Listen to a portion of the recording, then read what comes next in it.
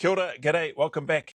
I got sent this after doing a couple of videos this morning in Instagram. I think I got sent it yesterday. Let me just jump into that and have a look here from Christian. Shout out Christian over in Perth, kind support of the channel.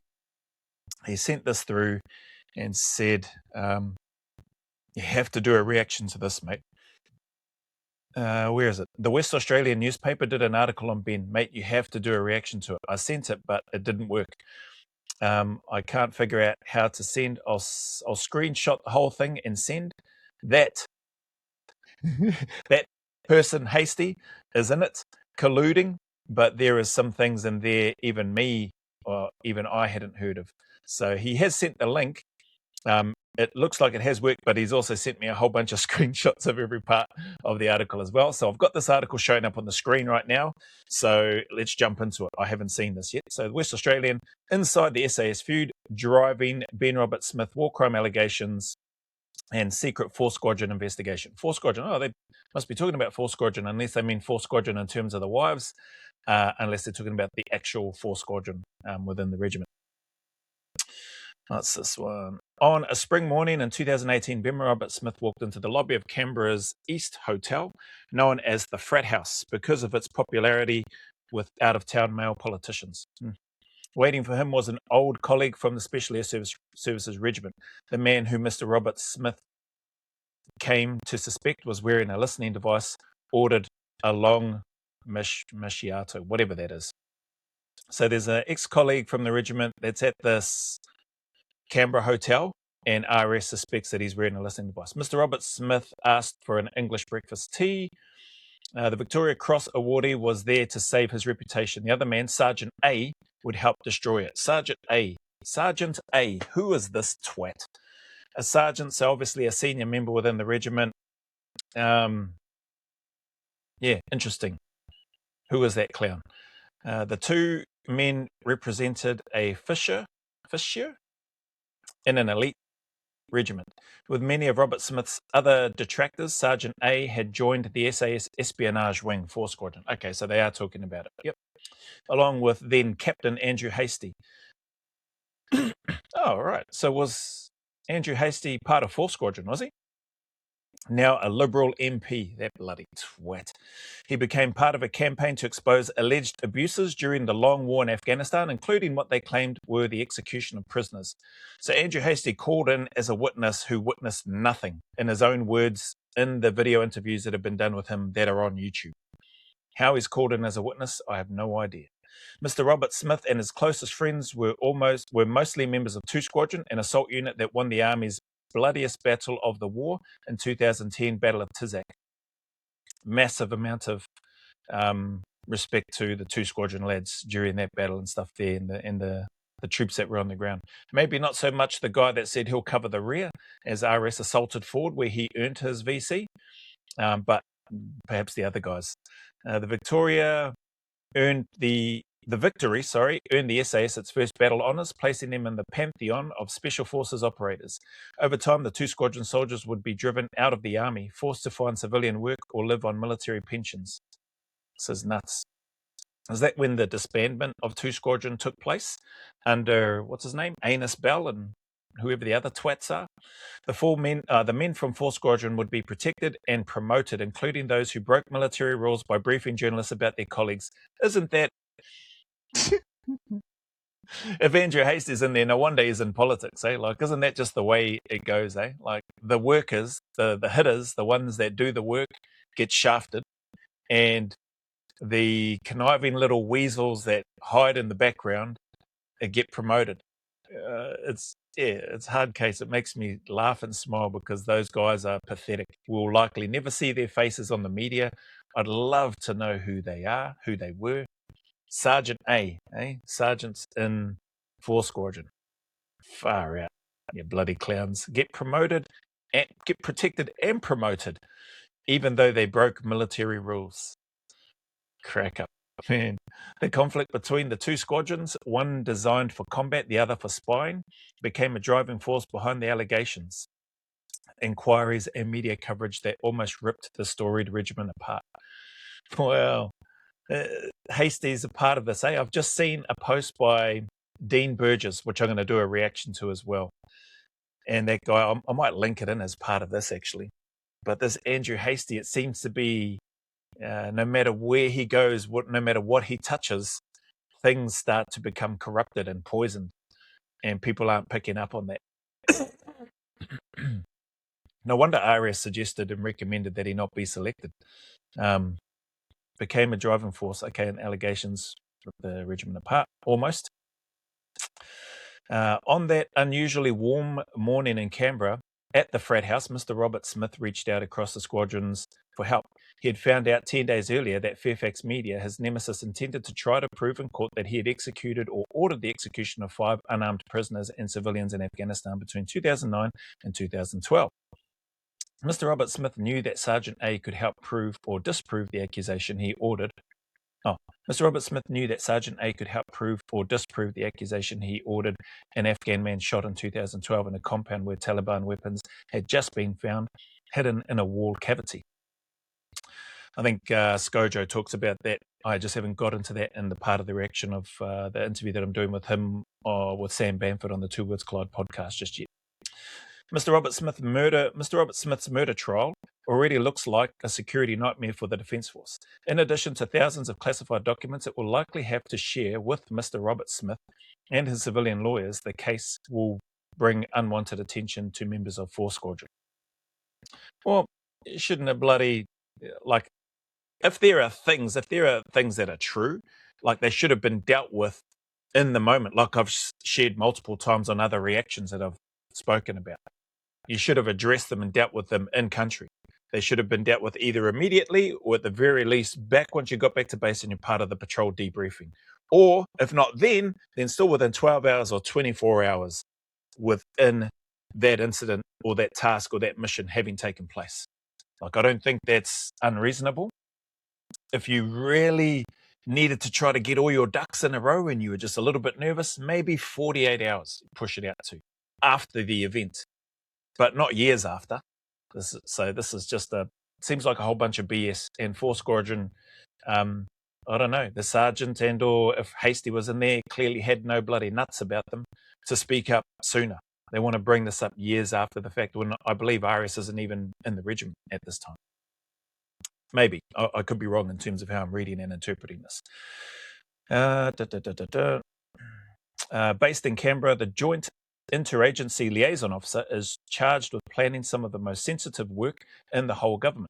Soldiers from 4 Squadron work alongside officials from the Australian Security Intelligence Organisation, so ASIO, the Australian Secret Intelligence Service, the AFP, the Department of Foreign Affairs and Trade, according to military sources.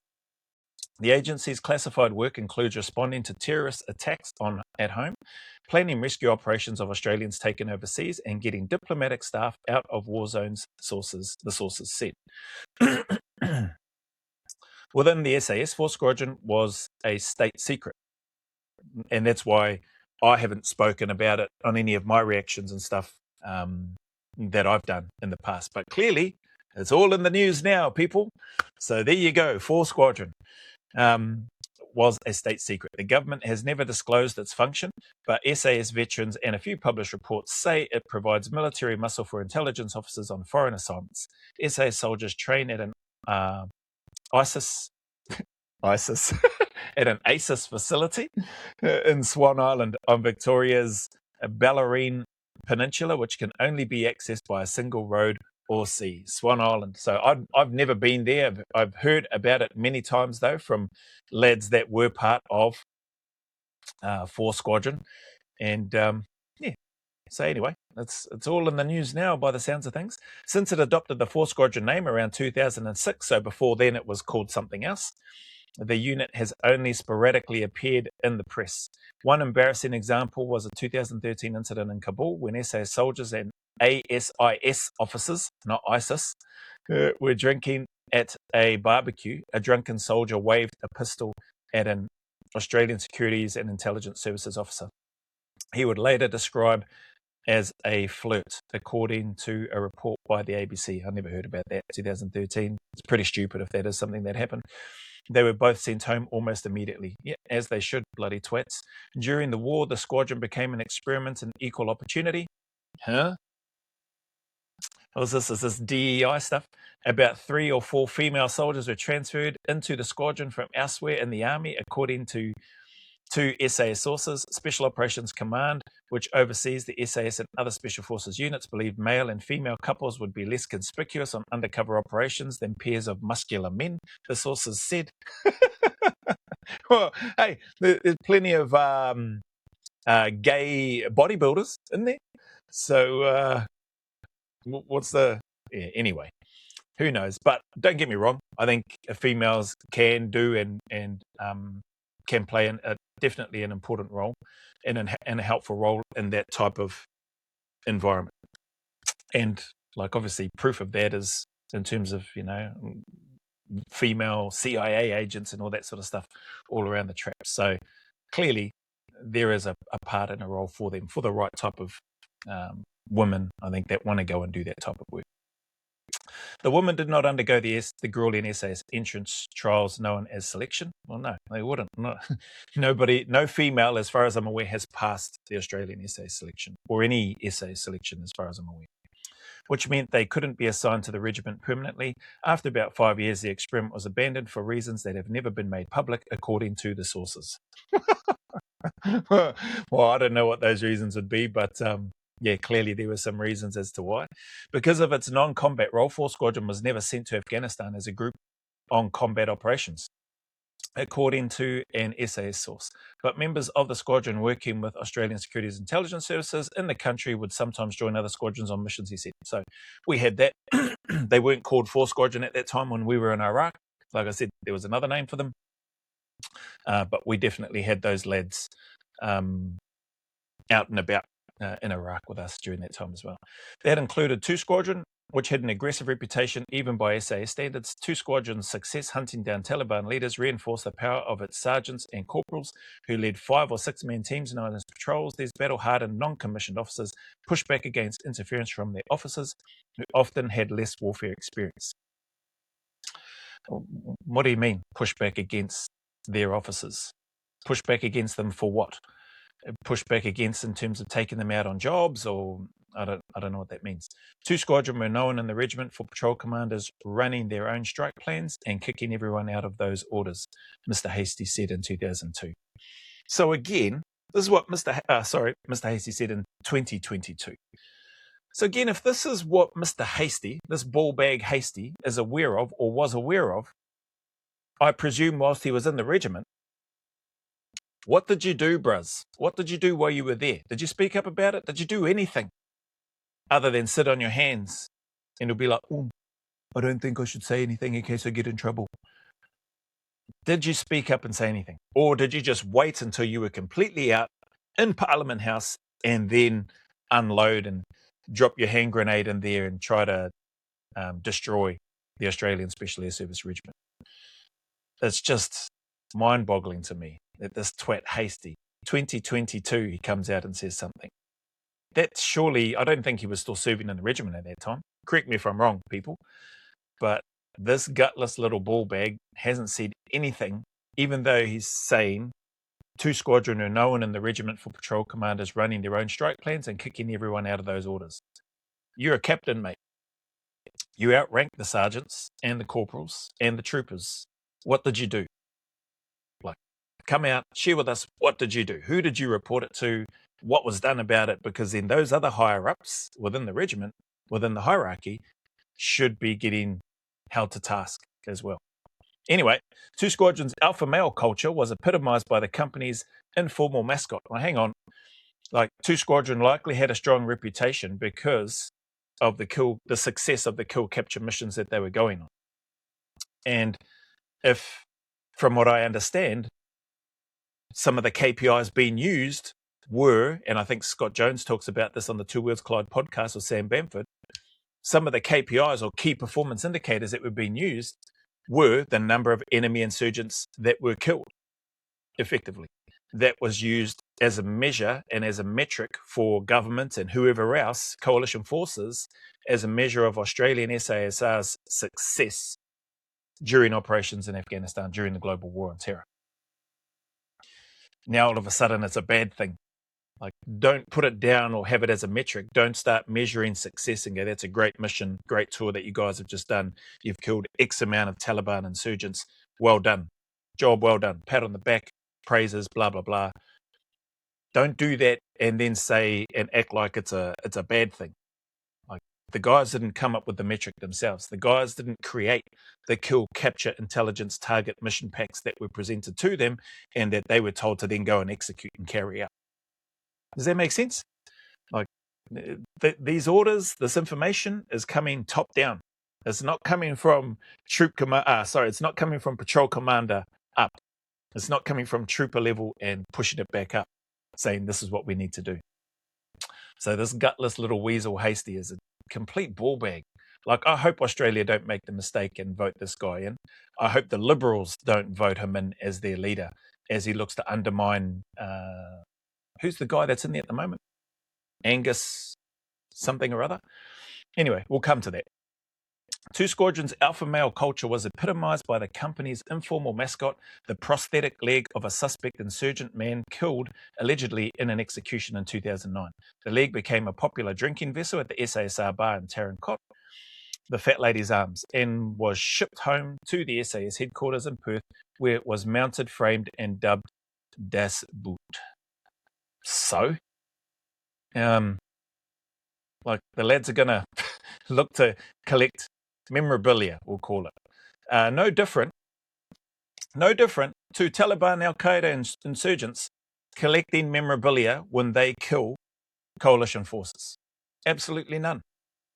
So I don't, just because that's something that they did, does it mean we should be doing it? We should be better, blah, blah. I mean, the lads are going to do what they want to do. Like, I've got some souvenirs and stuff, not from a dead body in Afghanistan, but I've got some souvenirs and stuff from time in Iraq and things like that. Like, it's not, they're not none of them are drinking vessels, but, like, I don't see what the big deal is in and around that. Like, that's something that the guys, I guess it's part of their way and or was part of their way of decompressing after some very hectic jobs and missions that people can, myself included, really can't even properly begin to imagine with any sort of real understanding of what they went through. So anyway, that's my take. Rumours and factions. As the war entered its second decade, some members of the regiment felt two squadrons' fight against the insurgency had become too bloody. Too bloody? So some members of the regiment felt two squadrons. So who are those members of the regiment that felt this way? And what did they do? You felt that the war was too bloody? Rumours spread that after the shooting stopped, team leaders had ordered prisoners executed both by newly arrived Australians and Afghan government soldiers under their command. Come on, man.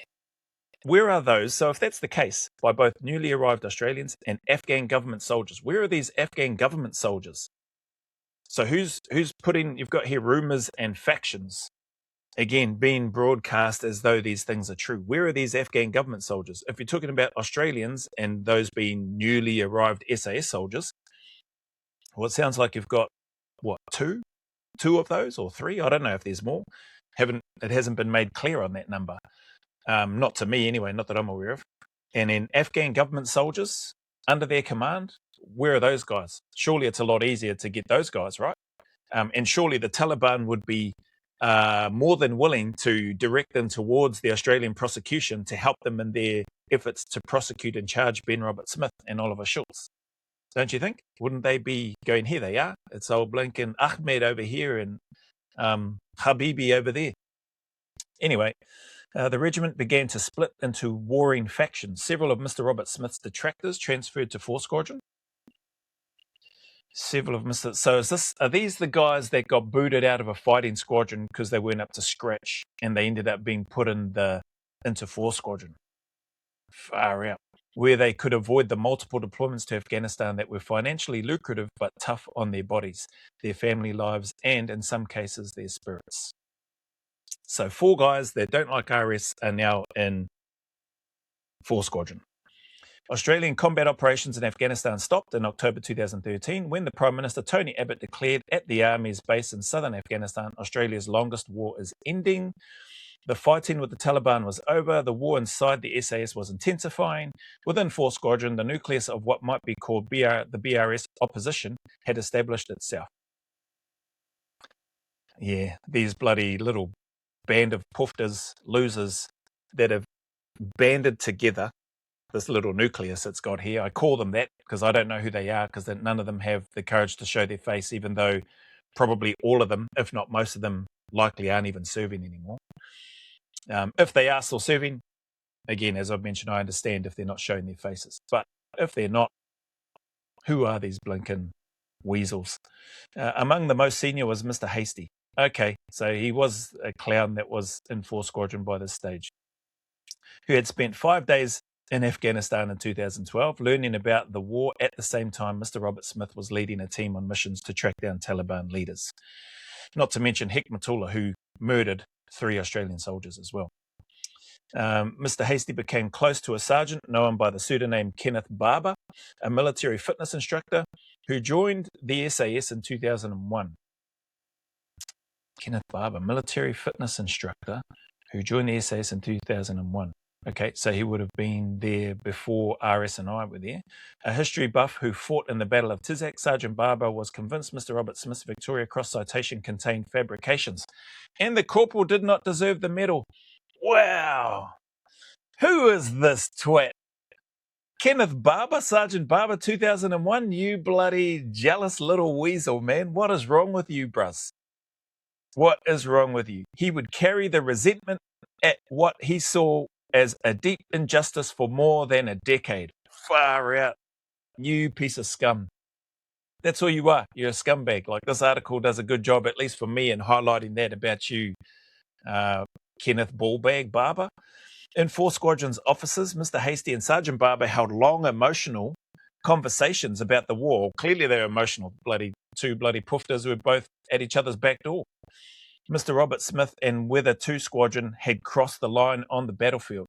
Mr. Hasty, a committed Christian, described the talks as a form of counselling. Mr. Hasty, you are a ballbag, mate. You and your bloody poofter barber mate over there. Evil, Mr. Hasty said in 2022, they discussed. We all have to deal with it.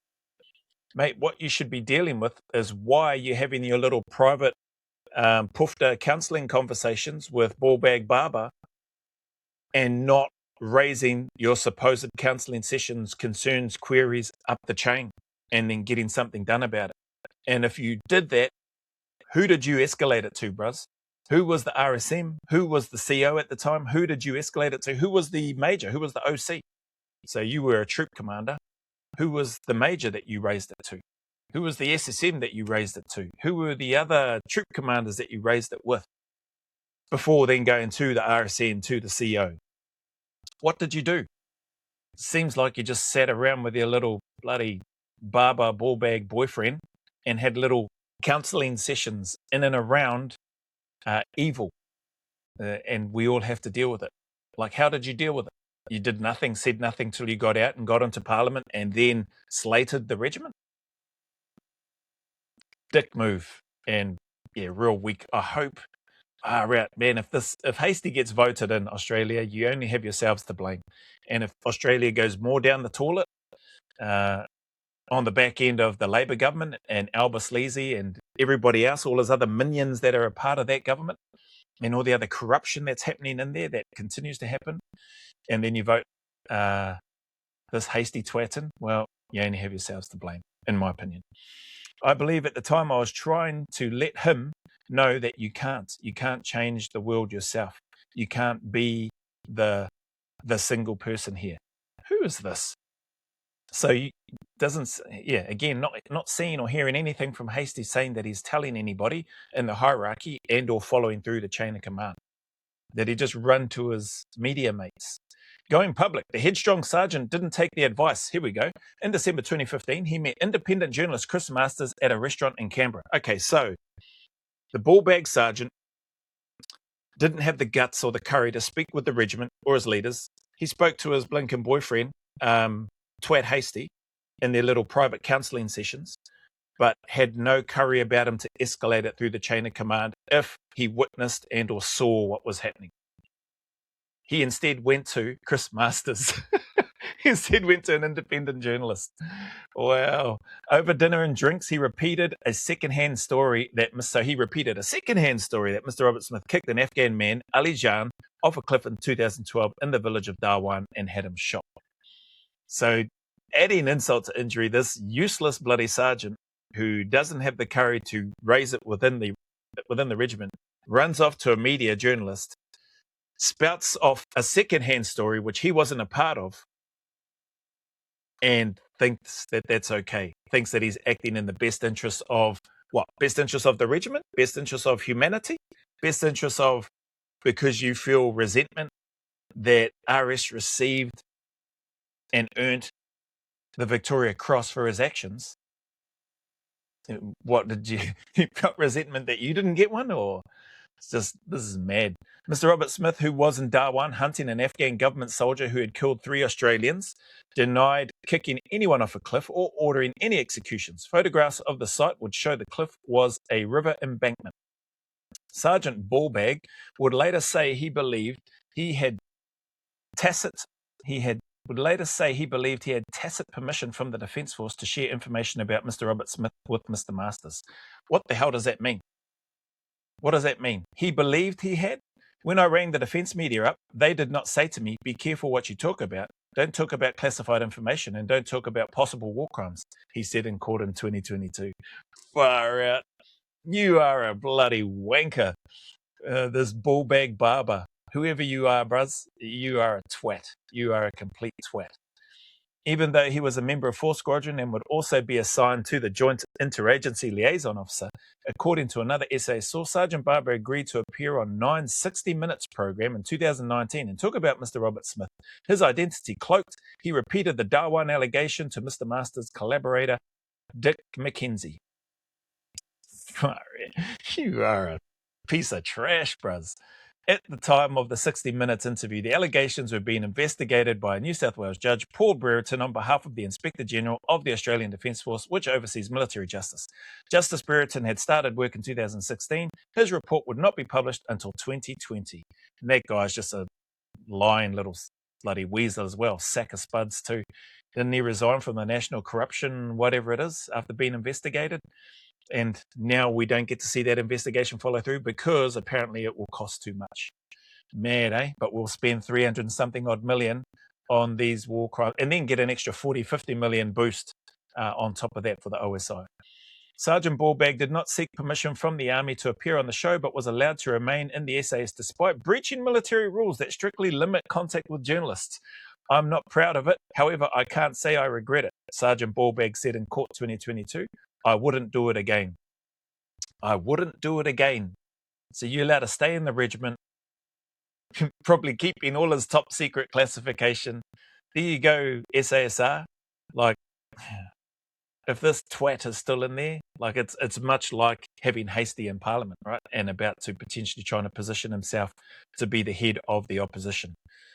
Imagine that gutless little weasel running Australia. He will run it straight into the dirt as well. And he probably wouldn't think anything of it. Sergeant Ballbag wasn't at Darwan.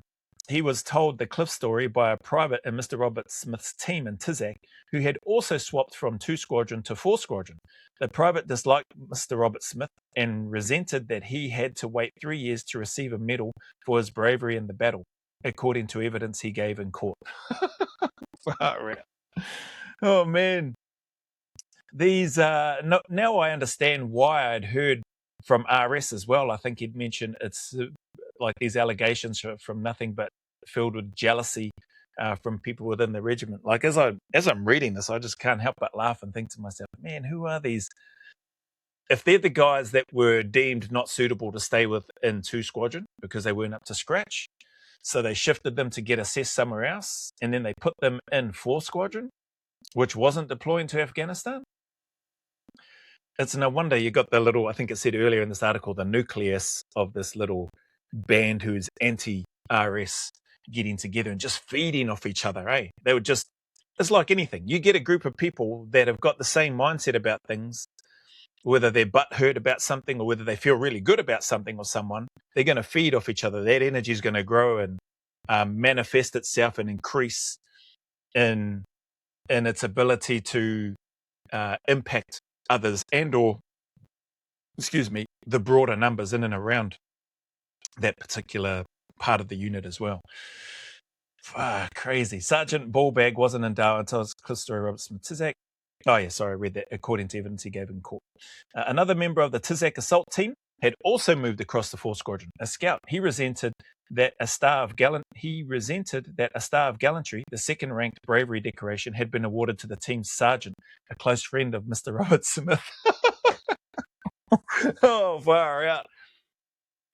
This sounds like to me like you got the team of the weak, the gutless ones, who have all somehow been booted from 2 Squadron, the fighting squadron that's got this reputation. They're having great success, again, based on KPIs that have not been created by them, but by the leaders and passed down, and then getting pats on the back. Well done, lads, as they should. And then you've got this other group that weren't up to scratch. If it's the guys that would let somebody waltz on in or close to their OP, if it's the guys not taking the right equipment to make sure that their weapons can work and then it bloody jams up.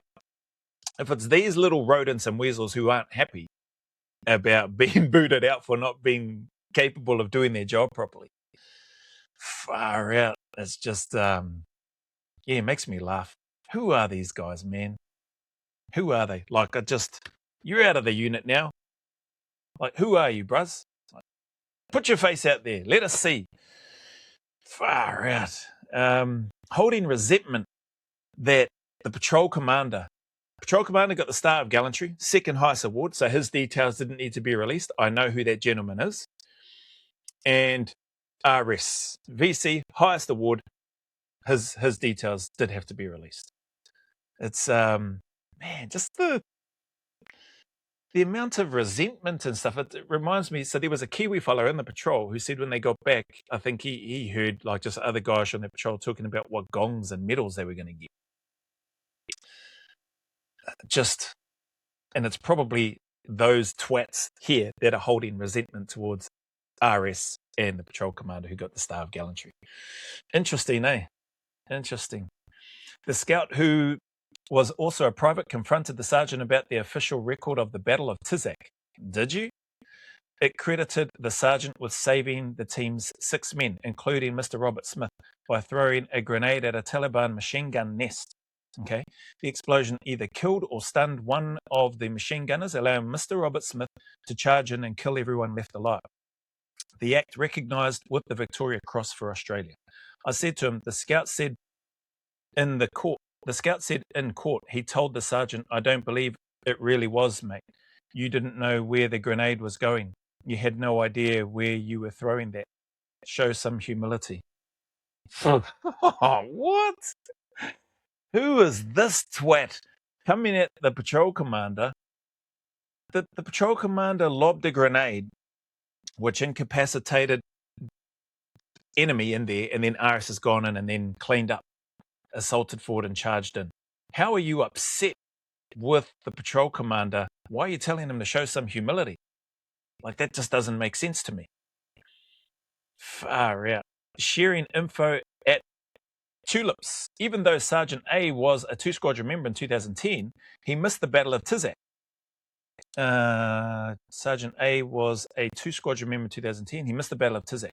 The Army, is this Sergeant Ballbag, is it?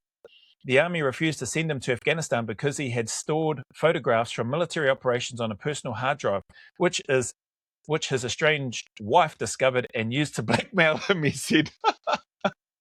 Oh, so you must have been incompetent in there as well, maybe, and incompetent in terms of where and what you're storing on your personal devices.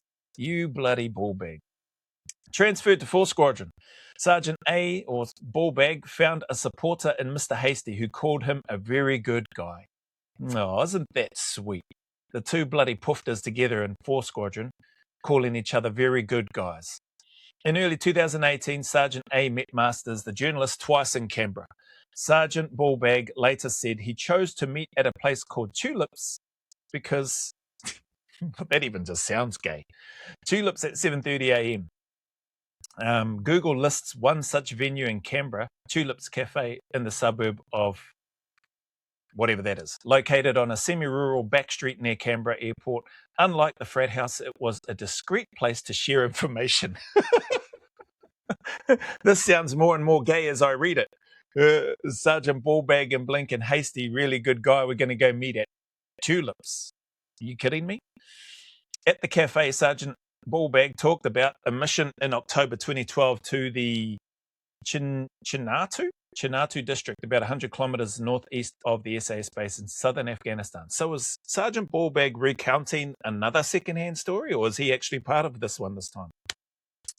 As soldiers in a team commanded by the then Corporal Robert Smith were searching a mud brick compound, they discovered an AK-47 assault rifle, bullets and rocket-propelled grenades hidden in a wall cavity.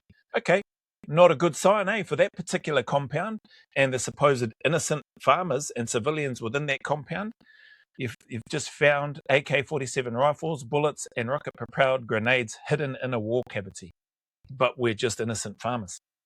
In the aftermath of the discovery, Mr. Robert Smith told an Afghan government soldier to shoot an Afghan man present in the compound, Sergeant A alleged in court. So this is Sergeant Ballbag again. Where is this Afghan government soldier? Where is he? What's his name? Again, I'm sure the Taliban would love to present him forward and go, here he is. I'm sure the Taliban would love to, if this is legit. I'm sure that Afghan soldier would love to, without the Taliban. If this is legitimate, I'm sure this Afghan government soldier would be happy to come forward, give evidence. If he's not, and it isn't legit, I'm sure the Taliban would love to take somebody's family hostage and then tell a person to go and say that you are the soldier that was there at that time. Like, I think there's probably multiple ways for the prosecution to look to have this one come about. I mean, they've already grabbed 3 witnesses from one particular area. I think Darwan, and one of them, openly said he can't see very well. But his evidence was still allowed in court. So I'm sure there's multiple avenues for the prosecution to do what they need to do. By his own account, Sergeant Ballbag did not try to stop what he described as an execution, did not file a complaint or tell anyone in authority. So he admits he did absolutely nothing. He witnessed it, but did nothing. I was perplexed, but didn't say anything. Sergeant Ballbag said in court, we were like close to extraction. Okay, so we're close to extraction, so I didn't say anything. So what about once you're extracted and you're now back at base camp? I still didn't say anything. Or maybe he does. Let's carry on. Sergeant Ballbag said he then jogged to an open area where helicopters were going to land and return them to their base. He said he saw a visibly unhappy senior sergeant from 2 Squadron who was responsible for prisoners. Headquarters, so again, this is all well and good. He's giving his version of events. This is him saying what he saw. Headquarters had been notified that 3 of 4 possible insurgents had been captured. According to Sergeant Ballbag, in military terminology, they were known as pucks, for person under confinement or control. The puck count has already gone in and the helos are coming in. The senior sergeant said, according to Sergeant Ballbag, only 2 prisoners were available for the helicopter ride. It is unclear if any numerical persons under control disparity was questioned by 2 squadrons commanders. Well, why don't you go and dig it up and find out? You spent over 300 million. Go and ask the question. Did you ask? Are there reports? Are there radio logs? Are there comms noted down of how many pucks you're expecting to collect versus how many actually collected? What was done? What conversations took place? Exactly what Sergeant Ballbag told journalists about the Chinatu mission is unclear, but the soldier believed he was authorized to speak to them despite working in an espionage unit. Well, holy heck. Maybe people think the same thing about me with regards to the reaction videos that I've done on SAS selection and that sort of thing, and me sharing my thoughts in and around when people quit, and what me answering questions about what they're looking for and that sort of thing. Maybe people think the same thing. I don't think I went around thinking, I have permission to. That thought doesn't come into my head. Not by and large, for the most part, anyway. I think most of the stuff that I'm talking about, like, you can see it in a documentary. Some of the other stuff around some of the Q&As, patrol procedures, and what I found hard and that sort of thing. Like that's just a personal experience. Like I don't speak on behalf of the regiment. I speak for me in terms of my experience, what I observed, what I encountered, what I felt during that time. I've never gone and spoken to media about jobs or war or operations that have taken place. And I would have thought this guy would have two brain cells to rub together. Maybe he didn't. Maybe he doesn't. Maybe that's why he got booted from 2 Squadron to 4 Squadron. Maybe that's why he didn't go back to Afghanistan or whatever. I'm not sure. But reading some of the stuff just sounds really funny. He said in court when asked if he sought permission to brief the media about military operations. Where am I up to? The Defence Department did not respond to a request to comment about 4 Squadron's role or tensions within the SAS during and after the war, which is fair enough. Mr. Robert Smith has denied killing prisoners and ordering anyone to. I categorically deny all of these allegations, he said on April 19th. I'm proud of my service in Afghanistan while I was there. I always acted within my values, my training, and within the rules of engagement. And I've heard him say that as well. Where are we? Was that the part that I was up to, though? Oh, yeah, sorry, that's the part I was up to. But the soldier believed he was authorised to speak to them despite working in an espionage unit. Defence were aware of what was happening, he said in court when asked if he sought permission to brief the media about military operations. Okay, so the Defence was aware. Who were those people that were aware? And if that's the case, why aren't they coming out and saying, yeah, we gave our permission, we were aware, it was fine for him to go and speak to the media? The winner, 6 years after the Chinatu mission, Sergeant Ballbag and Robert Smith found themselves exchanging pleasantries at the East Hotel in Canberra. Mr. Robert Smith had been given the evidence that would be used against him in his unsuccessful defamation lawsuit against Nine. It included a statement by Sergeant Ballbag about Chinatu that accused Mr. Robert Smith of ordering an execution. At the hotel, Mr. Robert Smith handed the sergeant a copy of the document and asked if he had accused him of having a man executed. I showed him effectively a redacted page with what was attributed to him. Mr. Robert Smith said in court, shockingly to me at the time, he said that that's how he saw the events of the day unfold. Sergeant A said he told Mr. Robert Smith 2012 was pretty loose, and come on, mate, you machine gunned that day. Wow, far out. After the conversation petered out, Sergeant A, or the one that I'm calling Sergeant Ballbag, stood up and said, thanks for the coffee, and walked away. Mr. Robert Smith paid for the macchiato or whatever. Well, this Sergeant A doesn't even have the decency to pay for his own brew. What a piece of work, eh? Piece of trash. Sergeant Ballbag is not one of the 4 veterans granted immunity. Oh, great. Well, bloody put his name out then. Granted immunity for murder charges in return for testifying against Mr. Robert Smith. The former soldier has not been charged over the alleged incident at Chinatu, which is one of the 5 counts of the war crime of murder against Mr. Robert Smith. Lawyers involved say the case will take years to reach a trial. As for the Battle of the Squadrons, it was resoundingly won by 4 Squadron. In 2020, the Chief of the Defence Force, former SAS officer Anus Campbell, decided to abolish 2 Squadron after the official inquiry concluded. Australian soldiers were responsible for the deaths of 39 Afghans. So Anus Campbell disbands 2 Squadron on allegations that haven't been proven, where nothing has gone to trial and nobody has been convicted of anything. Anus Campbell, former SAS officer. You must be of the same ilk as that ballbag Andrew Waste-ty. Just a couple of little weasel rodents.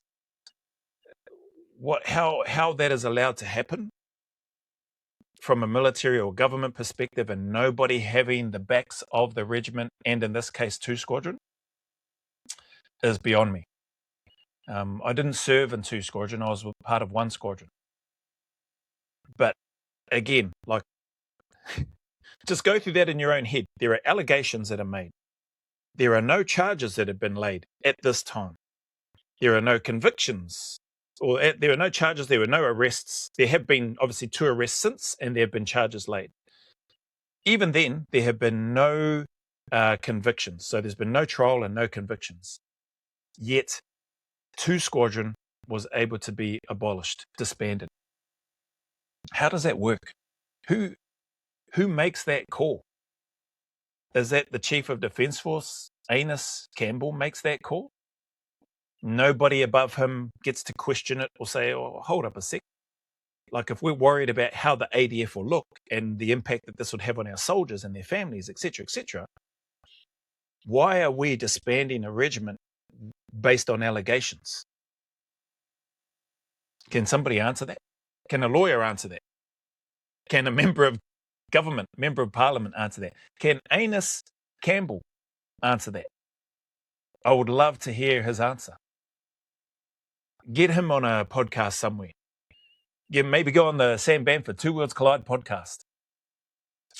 Maybe front a Senate hearing or something. How and where, who has the power to make that call and why, when there is no confirmed convictions, evidence to support it? How can a decision like that be made? Obviously, it has been made. Some 2 Squadron veterans believe they are still being pursued by the Office of the Special Investigator, which is probably true, which has been allocated $300 million from defence funding to investigate veterans. Some officers who were members of 2 Squadron or oversaw the unit had decorations revoked. Is that so? Those officers, is that after Brereton said exempted people from a certain rank and above because they didn't have proper oversight or whatever, or leadership, command and control? And then they got awarded decorations, and then because of that, they said, "Oh, how can you award them for outstanding leadership?" But at the same time, in a report, said that they're exempt because they had no oversight or weren't able to effectively lead. Like, is that what these decorations have been revoked or removed from? Mr. Hasty, Ballbag Hasty, the opposition industry spokesman, did not respond to questions about his involvement in the case. Mr. Robert Smith is a former executive at the 7 television network, which is part of the same company as The Nightly. Wow. Maybe, how long did that take? Is this over an hour? 47 minutes. Where are we? Christian, brother, thank you very much for sending this through. Yeah, you're right. I did want to do a reaction to it. I'm tempted to do a live call on it actually today. Maybe I will. But yeah, we'll see. I'll do this one. I'll put this one up. I'd be interested to hear people's thoughts, but this seems pretty disgusting. Right now, I'm going to do a reaction to Dean Burgess's clip or reel that he's posted up that I got sent through to me by another kind supporter in Australia in and around his comments about Andrew Hasty. So anyway, thanks again for the link to this, and that's my reaction on it. Like, put down your thoughts, comments below. I'd be interested to read and or see what other people's thoughts are about this particular article and or my rantings during this reaction. But anyway, wherever you are, enjoy the rest of your weekend. Take care, look after yourself, and I'll see you on the next one.